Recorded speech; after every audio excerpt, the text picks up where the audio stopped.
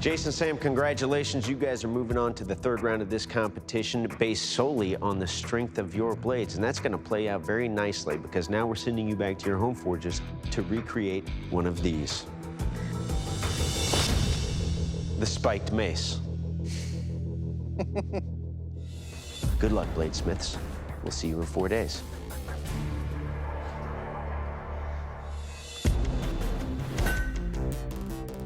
My general game plan today is to forge and heat treat the spikes. So I got a 1/2-inch round of 4140 tool steel. That needs to be forged down smaller and then put the point on it. I'm forging them really quick. I can do them each in about 1 heat. I'm heating up my 2 rods at the same time, so while I'm working one, the other one can be heated up. What'll happen next is I'll forge a little tail end, and that's what's gonna go into the ball. This was provided by the judges. I drill the holes on the center line of the ball, and I'm just getting so excited, so I put some spikes in, and this thing looks badass. That's pretty damn cool. It's day 1. We're at my home forge for OTH Forge and Foundry. Today, I'm gonna be forging out 25 spikes. If I can get all 25 finished, then I'm gonna be well set up and ahead of the game. Number 1 done. First spike's ready.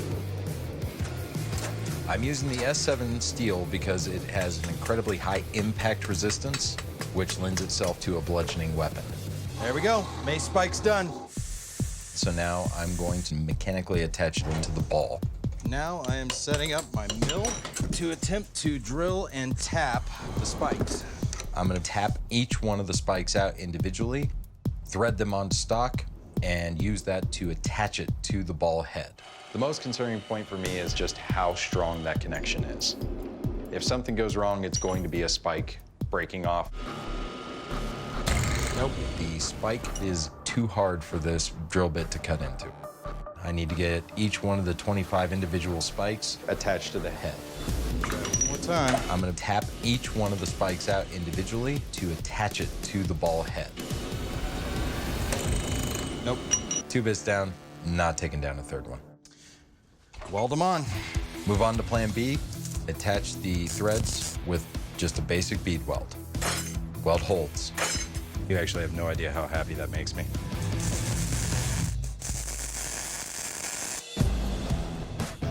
So I'm starting off today mounting the rest of the spikes to the other half of the ball. To fit up these spikes, what I'm going to be doing is putting them through half of my ball, heating up the end, and actually riveting it over on the inside of the ball. So these spikes are gonna go nowhere. Making progress. Only 20 hours left, doesn't feel like a ton of time. Done with all the spikes, but I think I'll be able to get done. Could definitely do some damage with this. Today I need to attach the spiked head to the mace. After that, it's gonna be working on the guard, the pommel. Everything fits. And I wanna break a few things. That passed the test really, really easy. It was a long, very hard day, but I'm very happy with the results. Got a lot done yesterday. Pretty much just got to do my handle. What this project needs is a Kahonda-style figure-8 guard and a knuckle bow.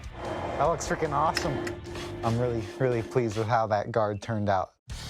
Typically, I try to make whatever I'm making aesthetically pleasing as possible, so I decided to put some decorative little grooves in my knuckle bow.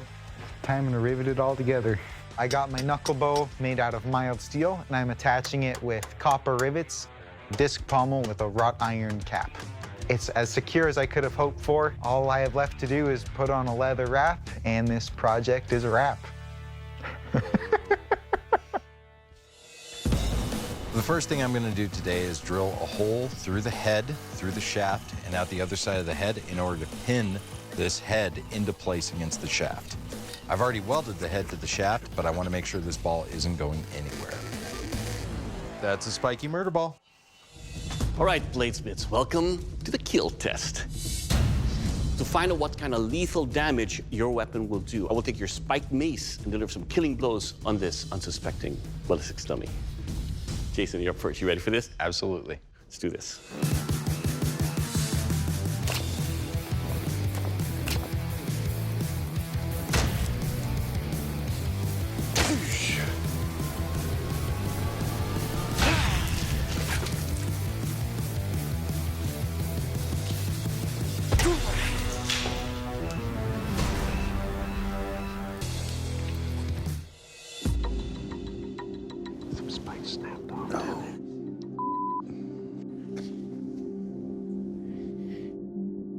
All right, Jason, let's talk about your spiked mace here.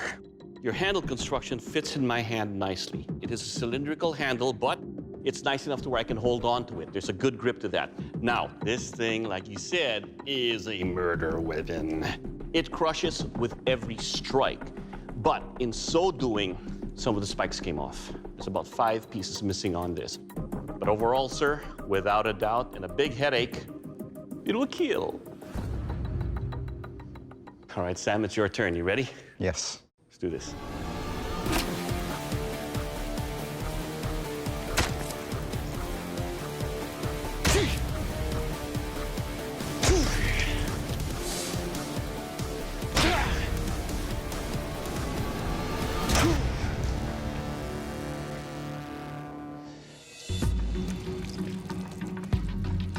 All right, Sam, let's talk about your spike mace here. First up, it's a crusher. It's a heavy forward weapon that when you're thrusting with it, it does penetrate easily. Now, there's an issue here. Your handle. It gets in the way, especially with a very forward, heavy weapon. You could potentially hurt the person wielding it, which unfortunately prevents it from being a fully functional weapon. But despite that, this is a sharp weapon. This definitely is something that will crush and it'll kill.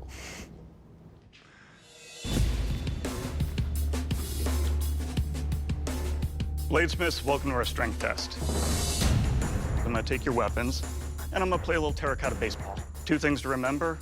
It's not what your weapon does to the jars. I wanna see what the jars are gonna do to your weapons. And number 2, I'm gonna be swinging for the fences. Jason, you're up. You ready? Let's do it. Let's go.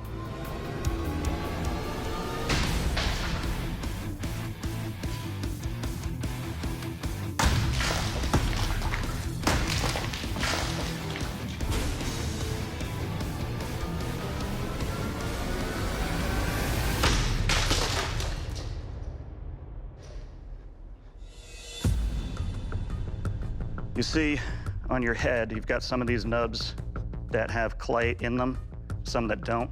The ones that don't broke on the pots, so you lost a few more spikes. That being said, though, it's comfortable.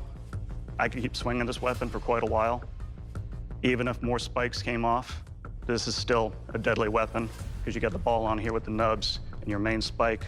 Overall, good job. Hey, Sam. Hey. You ready? Oh, yeah. Okay. I think my spikes are gonna hold up, but I'm really concerned about my handle. It's already hurt Doug. I don't want any more of the judges to hurt themselves. See what happens.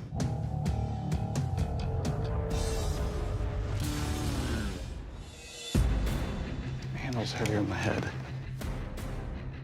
It's heavy, it's hard to control. Yeah, and especially on this test, it's brutal. It's gonna snap. It's gonna break somebody's wrist. It's just out of scale. It's scary to use.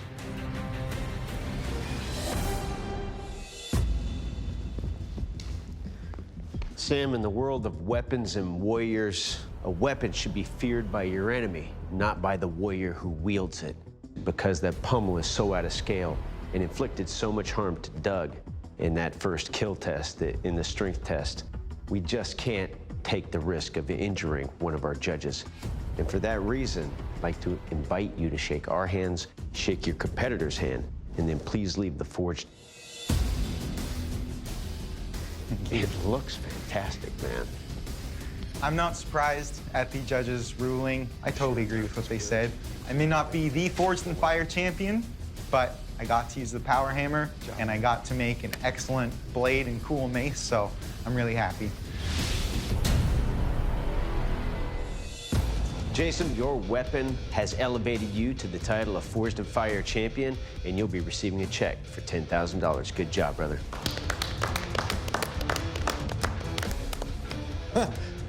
I'm absolutely astounded. I won. I feel very, very lucky and so very thankful.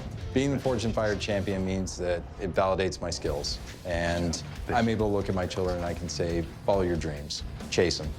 You can achieve anything.